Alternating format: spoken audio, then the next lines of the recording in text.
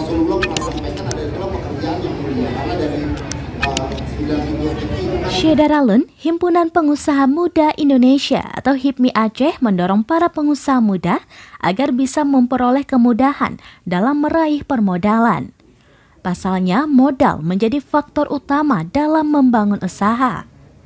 Hal itu mencuat dalam bincang-bincang Business Opportunity pada Sabtu 23 Juli 2022 di Ulele Bay Coffee Banda Aceh.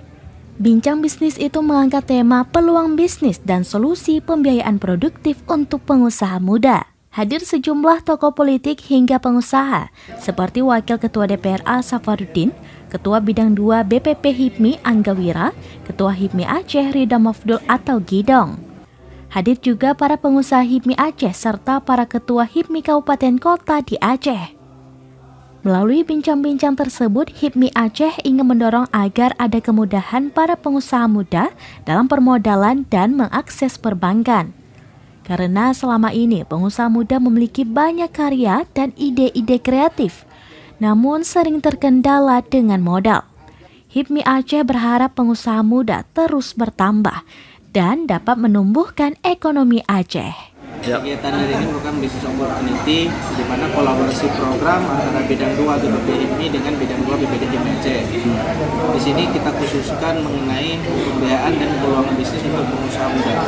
Seperti kita ketahui, pengusaha muda di Aceh ini sangat terkendala dengan permodalan. Nah, di sini kita akan mencari solusi produktif di mana kita tidak mengutamakan anggunan, tetapi kita akan menilai usahanya dulu.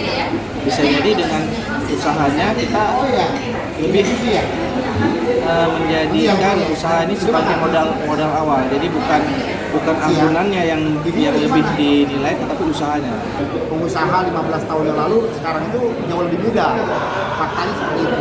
Nah, tapi setelah izinnya udah ada, udah berjalan, untuk pengusaha ini bisa berkembang kan butuh modal, betul nggak Pak?